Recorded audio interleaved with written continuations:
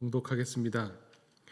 저녁 먹는 중 예수는 아버지께서 모든 것을 자기 손에 맡기신 것과 또 자기가 하나님께로부터 오셨다가 하나님께로 돌아가실 것을 아시고 저녁 잡수시던 자리에서 일어나 겉옷을 벗고 수건을 가져다가 허리에 두르시고 이에 대야에 물을 떠서 제자들의 발을 씻으시고 두르신 수건으로 닦기를 시작하여 시몬 베드로에게 이르시니 베드로가 이르되 주여 주께서 내 발을 씻으시나이까.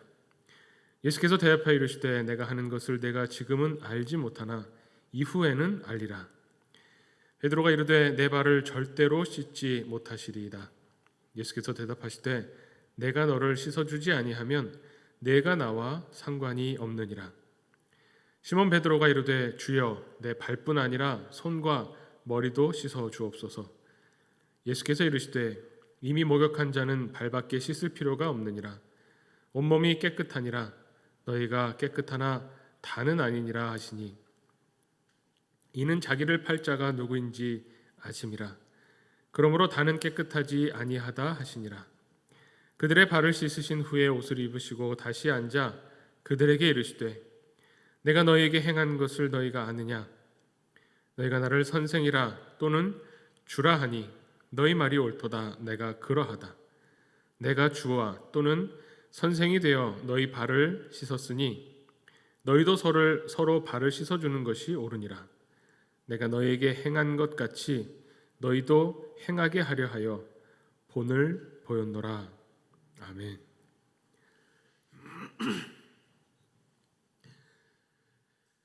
네, 고난주간을 보내고 있습니다. 보통 고난주간에는 또 특별히 매일매일 그 월요일, 화요일, 수요일 뭐 이런 식으로 요일마다 예수님의 행적을 따라가기도 하죠. 그래서 보통 보면 고난주간에 월요일은 성전을 깨끗게 하신 사건 이야기를 보게 되고 화요일에는 논쟁의 날이라고 해서 변론의 날 그 성전에서 또 바리새인과 종교 지도자들과 논쟁을 벌이셨던 이야기를 본문으로 읽고 묵상하게 됩니다.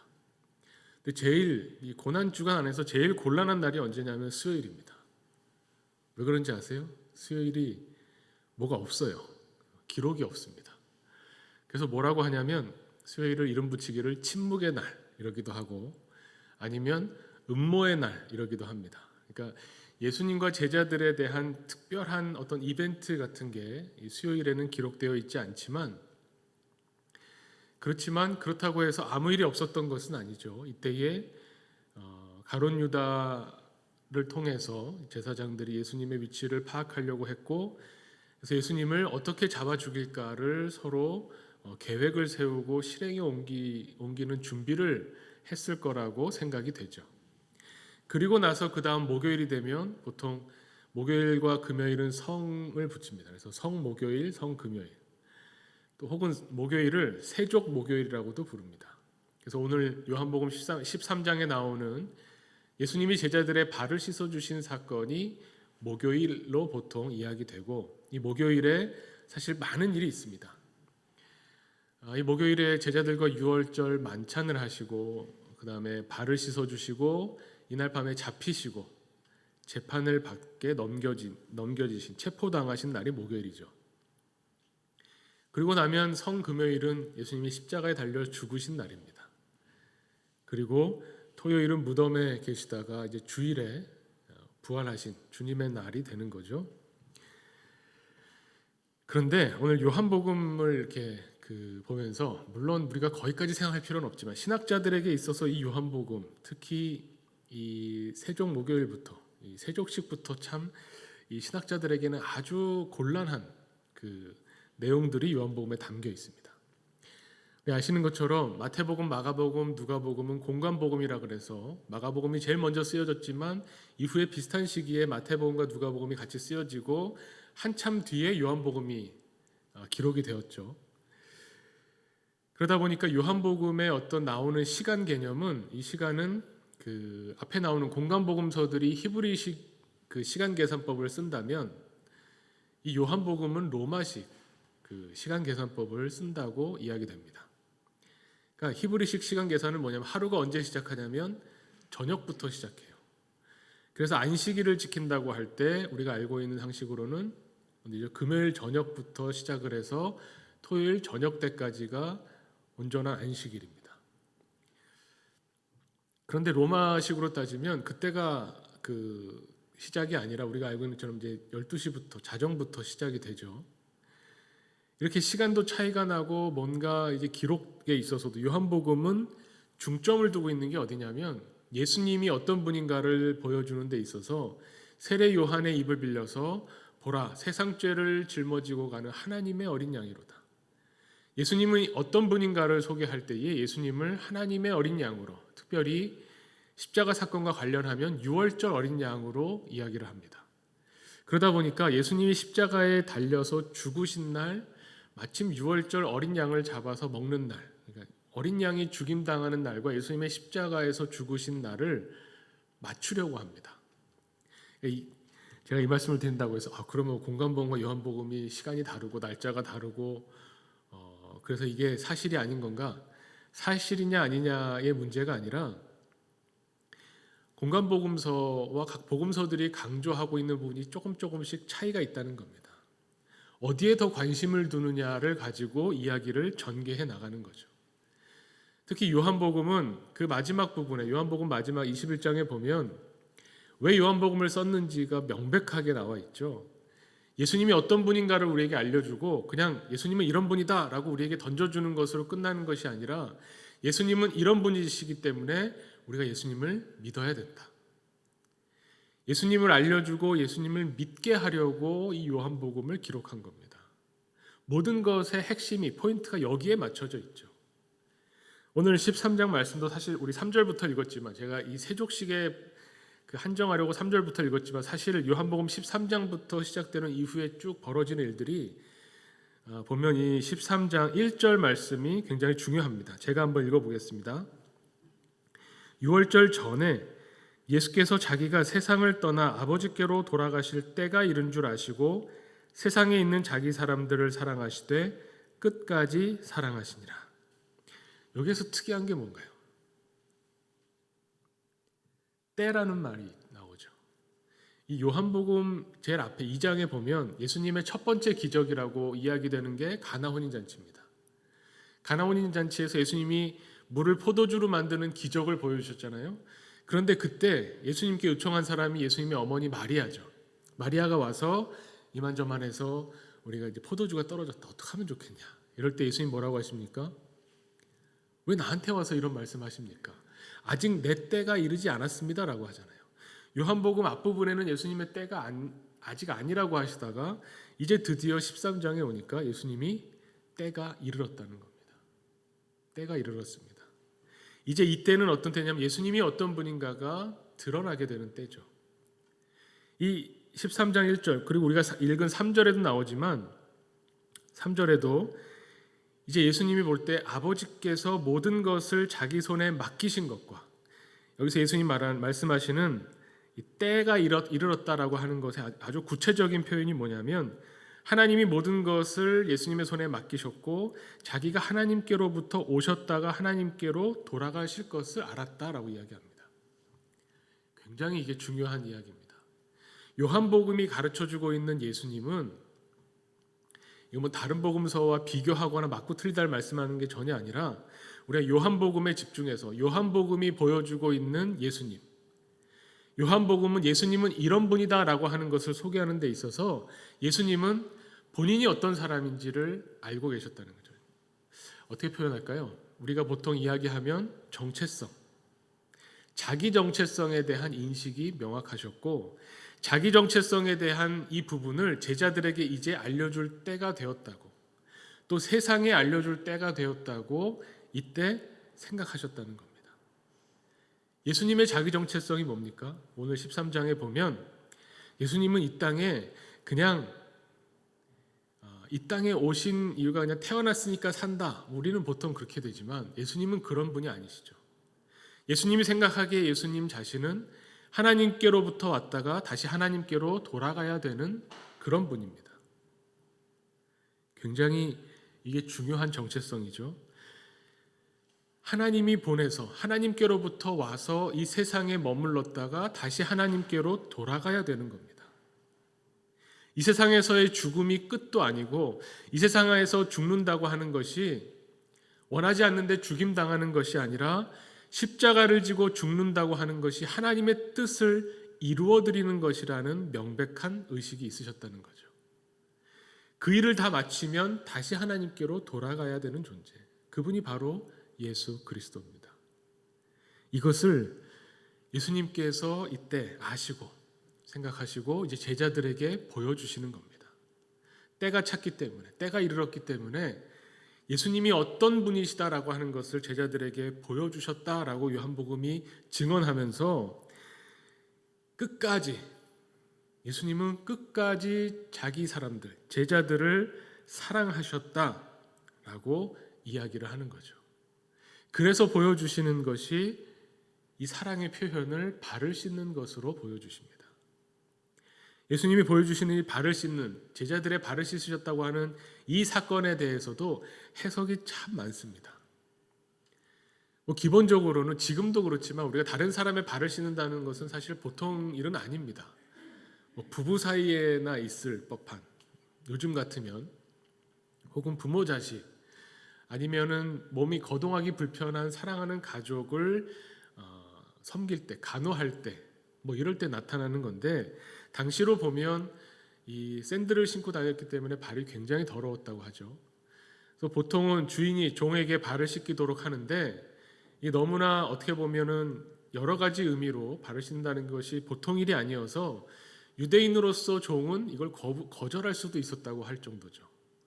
유대인이 아닌 정말 노예나 와서 씻는 게 발인 거죠.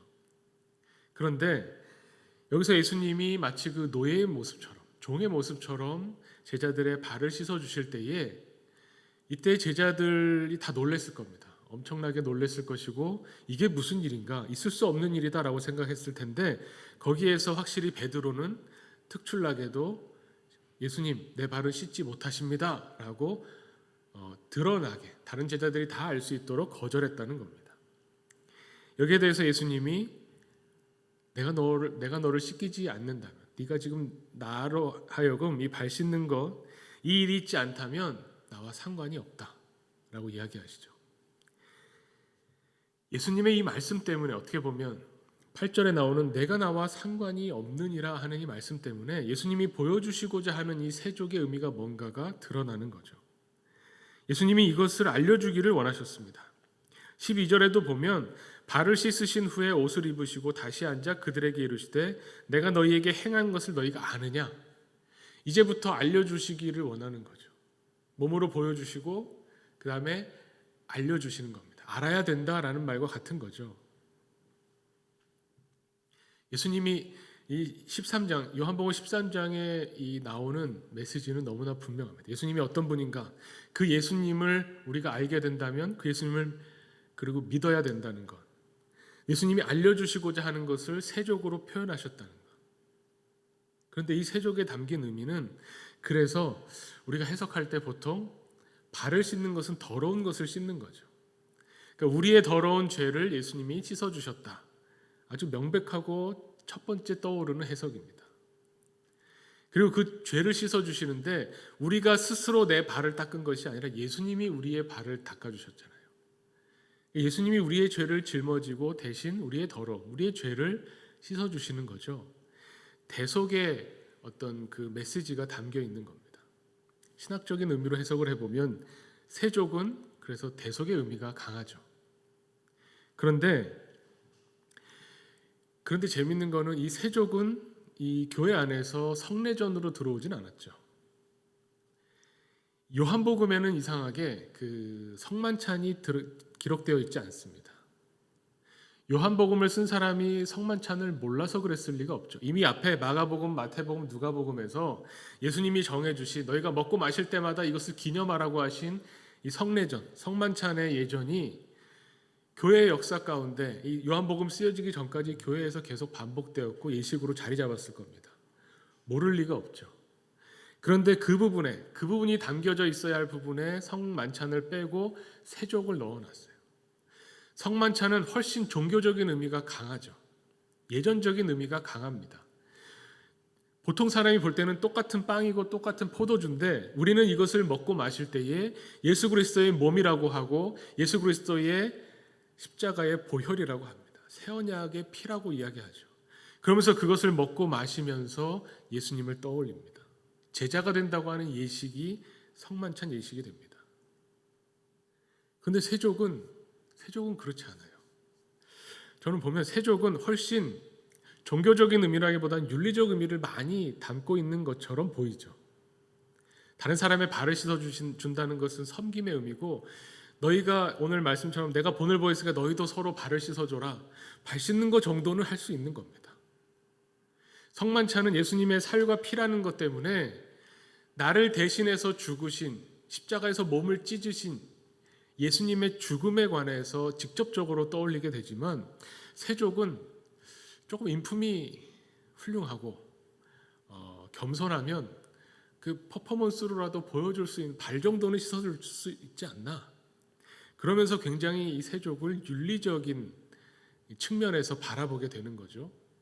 그래서 윤리적으로 이 세족을 봤을 때 예수님이 보여주신 이 본을 보였다라고 하는 이 예수님의 모델이 굉장히 그 섬김이라고 하는 이 윤리적인 어떤 덕을 보여주는 것처럼 보이는 겁니다. 신학적으로 해석하면 대속, 윤리적으로 보면 또 훌륭한 모범, 이런 것으로 보이기 쉬운 거죠. 그런데 오늘 아까 말씀드린 것처럼 베드로의 이 말 때문에 여기에 좀 더 분명한 메시지가 드러납니다. 제 발은 씻을 수 없습니다 라고 하는 이 베드로의 말에 예수님이 내가 너를 씻겨주지 않으면 너와 내가 상관이 없다. 이 말은 뭐냐면 이 세족이 단순히 죄를 씻어준다는 대속의 의미만을 담고 있는 것도 아니고, 그러면은 발만 아니라 머리도 씻고 손도 씻어주십시오, 온몸을 다 씻어주십시오 라고 할 때 그럴 필요가 없다고 하면서 단순히 윤리적인 어떤 훌륭함을 보여주는 섬김의 윤리적인 모델로서만 그치지도 않는다는 겁니다. 예수님이 보여주신 이 세족은 뭐냐면 예수님과 제자, 예수님과 우리의 관계를 보여주는 거잖아요. 예수님이 베드로의 발을 씻어주심으로 베드로와 예수님은 이제 상관 있는 사람이 되는 겁니다. 관계 안에 들어오게 되는 거예요. 그렇게 본다면 이것이 대속의 의미가 있지만 대속의 의미를 뛰어넘어서 다른 측면으로 보면 대속뿐만이 아니라 예수님이 제자들의 발을 씻어주시는, 어떻게 보면 예수님의 용서하심, 예수님의 이 땅에서의 행하심 안에 들어와 있으라는 거죠. 베드로가 아무리 예수님의 제자지만 예수님이 직접적으로 발을 씻어주시지 않을 때의 관계가 있지 않은 것처럼 예수님과 제자의 관계를 이렇게 표현해 보이신 겁니다. 너희가 이 의미를 아느냐? 이것을 알게 하려고 내가 본을 보였다. 예수님이 이것을 그러면서 오늘 15절까지 읽었지만 17절 말씀에 보면 너희가 이것을 알고 행하면 복이 있으리라. 섬김이라고 하는 것, 어떻게 보면 그 섬김에서 더 나아가서 대속까지 가는 예수님의 이 행동을 보면서 이 행동을 너희도 하라고 말씀하시잖아요. 너희가 이것을 하려면 어떻게 되냐면 이것을 알고 행할 때에 행복하게 된다라는 겁니다. 그렇게 본다면 예수님과의 관계, 이 세족식이 보여주고 있는, 또 사실은 같은 의미로 같은 맥락에서 성만찬이 우리에게 가르쳐주고 있는 중요한 한 가지 측면이 있는 겁니다. 성만찬 역시도 대속의 의미가 거기 담겨 있긴 하지만 대속에서 조금 더 옆에서 측면에서 보면 성만찬은 예수님이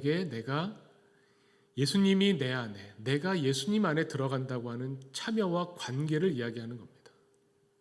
세족도 마찬가지로 예수님이 행하신 일을 나도 행함으로써 예수님이 내 발을 씻어주신 그 관계가 내가 다른 사람의 발을 씻어줌으로써 계속적으로 이 관계, 예수님 안에 있음, 이것이 점점 확대돼가는, 예수님이 행하신 일에 내가 참여함으로써 예수님의 사역이 재현되고 확대되어 가는 것을 보여주는 예수님의 이야기라는 거죠. 예수님이 나는 이제 하나님께로부터 와서 이 땅에서 하나님이 원하시는 하나님의 뜻을 행하고 하나님께로 돌아가는데 이것이 나만 그런 것이 아니라 너희도 이것을 알고 이제 행하라는 겁니다. 사실 예수님만 이런 분이 아니잖아요. 제가 13장에 예수님이 자기 정체성, 아버지로부터 왔다가 아버지께로 돌아가시는 때가 이른 줄 아셨다라고 하는 예수님의 정체성에 관해서 이야기할 때 예수님만의 정체성은 아닙니다. 우리는 어디서부터 왔습니까? 우리가 인생을 이야기할 때 내가 어디서부터 와서 어디로 가는지 모르겠다라고 하지만 사실 하나님께서는 우리에게 계속적으로 알려주셨습니다. 창세기에 나오는 창조 이야기가 그것을 들려주고 있죠. 우리는 어디로부터 왔습니까? 하나님으로부터 왔습니다. 하나님이 우리를 창조하셨습니다. 하나님이 우리를 세상에 보내셨죠. 그리고 세상에 살다가 죽으면 어디로 갑니까? 천국으로 가요, 지옥으로 가요 할 수 있지만 분명한 것은 천국, 지옥까지는 잘 모르겠지만 당연히 있지만 그 더 보편적으로 이야기하자면 하나님께로부터 왔다가 하나님께로 돌아가는 존재죠. 예수님이 보여주시는 이 자기 정체성을 예수님이 내가 너희에게 알려주기를 원한다. 본을 보였다라고 말씀하시면서 이제 아무 의미 없이 내가 어디로부터 왔는지 나는 모르겠다. 내가 여기 왜 살아야 되는지 모르겠다. 죽으면 어디로 가는지 나는 모른다라고 하는 사람들에게 예수님이 관계를 맺음으로써 예수님이 걸어가셨던 길을 보여주시는 겁니다. 너희는 하나님의 사랑받는 자녀다. 하나님의 아들이고 하나님의 딸이다라는 것을 예수님이 가르쳐 주시고 예수님이 우리에게 직접적으로 예수님이 어떤 분인가를 드러내 보이시면서 우리는 어떤 존재인가를 끊임없이 깨닫게 해주신다는 겁니다. 그래서 이 세족을 보여주십니다. 발을 씻음으로 관계를 맺고 이 관계를 맺으심을 가지고 너희도 이렇게 서로 발을 씻어줘야 된다. 너희도 이렇게 알고 행해야 된다. 그러면 너에게 복이 있는 것이고 너희가 행복한 사람이다. 이렇게 말씀하시는 거죠. 예수님은 이 땅에 오셔서 분명한 하나님의 뜻을 이루어드리고 다시 하나님께로 돌아가신 겁니다. 그 하나님의 뜻은 십자가의 길이었고 십자가에서의 죽음이었습니다. 죽임 당한 게 아니라 기꺼이 이 길을 걸으신 것인데 하나님께서 예수 그리스도를 부활시키셨죠. 그래서 예수님께 참여한다고 하는 것, 내가 이 떡과 포도주를 먹고 마심으로 이제 예수님이 내 안에, 내가 예수님 안에 있는 것으로 예수님과 하나가 되는, 예수님과 함께 한다고 하는 이 참여는 예수님의 길을 같이 걷는다는 것을 의미합니다. 거기에는 고난만 있는 것이 아니라 부활이 있습니다. 예수님의 십자가와 부활에 참여한다. 이렇게 참여할 때 예수님과 관계가 있는 거죠. 내가 예수님이 된 것처럼. 그래서 기억하시겠지만 예수님이 한참 활동하실 때에 예수님의 소문을 듣고 이 헤롯이 뭐라고 했냐면 세례 요한이 다시 살아났구나 라고 말했다는 것. 이것이 어떻게 보면 우리에게 있어서 실질적으로 부활이 뭔가에 대한 개념을 알려주죠. 아버지를 너무 빼어 닮은 아들을 보면 야, 네 아버지 젊었을 때를 보는 것 같다 라고 말을 하잖아요. 예수님을 보면 아버지 되시는 하나님을 알게 되는 것처럼 이제는 예수님의 제자인 우리들이 그 예수님의 길에, 예수님의 사명에 참여하게 되는 겁니다. 이제 세상이 우리를 보면 2000년 전에 이 땅에 오셨던 예수님이 이런 분이셨구나를 알게 하는 것. 예수님을 떠올리게 하는 그런 삶을 사는 것. 이것이 예수님께서 우리에게 보여주신, 본을 보였노라라고 말씀하신 그 말씀의 의미이죠. 이것을 너희가 아느냐. 이것을 알고 행하면, 예수님의 이 뜻을 알고 살아간다면 그럼 너희는 행복하다라고 말씀하시는 겁니다. 우리는 어려울 것 같죠. 예수님을 따라간다면, 예수님의 이 길에 참여한다는 것은, 예수님의 제자가 된다는 것은 예수님처럼 고난받아야 되고 예수님처럼 십자가를 져야 되니 얼마나 괴롭고 힘들까? 굳이 그렇게 해야 되나? 라고 생각할 수 있지만 예수님 말씀처럼 이것이 단순한 괴로움, 단순한 고통이 아니라 예수님이 가신 길을 내가 가는 것, 또 이것이 하나님이 우리에게 원하시는 뜻이라고 하는 것, 이것을 알게 된다면, 이것을 이해하고 깨닫게 된다면, 그러면 이것이 안 괴로운 것은 아니지만 이 괴로움이 그냥 의미 없는 괴로움으로 끝나지 않고 이 고난을 통해서 하나님이 주시는 복을 누리게 된다는 겁니다. 예수님의 제자가 된다고 하는 것이 무슨 의미인가를 이 고난 주간에 다시 떠올리게 됩니다. 예수님의 제자들은 이 만찬에 참여하고 이 세족에 참여하고 예수님과 관계를 맺었음에도 불구하고 예수님이 막상 십자가를 지실 때는 다 도망갔습니다. 그때는 깨닫지 못했습니다. 십자가만 볼 때는, 고난만 보고 고통만 볼 때는 그 길을 가기 싫어하는 거죠. 그러나 예수님이 부활하시고 난 이후에, 부활의 주님을 체험하고 난 이후에 제자들이 변했습니다. 이제는 예수님을 위해서 내가 죽겠다고 나서게 됩니다. 오늘 본문에도 나오지만 이후에는 너희가 알게 될 거다. 예수님의 십자가와 고난만 보면 그것으로 이 세상에 살다가 죽는 것이 끝이라고 생각하면 이 길을 가지 못하지만 이후에 부활이 있다는 것, 부활하신 주님을 체험하게 되면, 예수님을 따른다는 것이 십자가에서 그치는 것이 아니라 부활까지 가는 하나님의 뜻이라고 하는 것을 체험하게 될 때에, 그때에는 이 고난의 길이 더 이상 괴로운 고통의 길이 아니라 행복한 길이 되는 거죠. 너희가 이것을 알고 행할 때 정말 복이 있을 것이다. 예수님이 우리에게 오셔서 우리의 발을 씻으시며 우리를 예수님 안에 있도록 우리를 부르십니다. 예수님이 우리에게 사명을 주시는 것은, 예수님이 우리에게 어떤 고난을 주시는 것은 이 고난을 통해서 하나님을 체험하기 위함입니다. 그 하나님은 우리를 부활시키시는 하나님이시고 다시 살리시는 하나님이시고 부활을 통해서 우리를 위로하시는 하나님이십니다. 우리가 주님의 고난을 묵상할 때에 이 십자가와 부활을 바라보면서 우리가 세상에 예수님을 보여주는 그런 제자가 되기를 원합니다. 예수님이 이 세상에 오셔서 내가 어떤 존재다라는 것을 보여주신 것처럼 우리를 통해서 예수님이 세상에 드러나기를 원합니다. 그리스도인들을 볼 때 예수님은 이런 분이었구나 깨달을 수 있게 된다면 얼마나 좋겠습니까? 오늘 우리 예수님의 이 세족, 또 예수님의 십자가, 예수님의 부활하심을 묵상하면서 우리가 하나님을 사랑하는 사람으로서 하나님의 사랑이 늘 우리 안에 흘러들어오는, 주님 안에 거하는 그런 주님의 제자로 서기를 원합니다.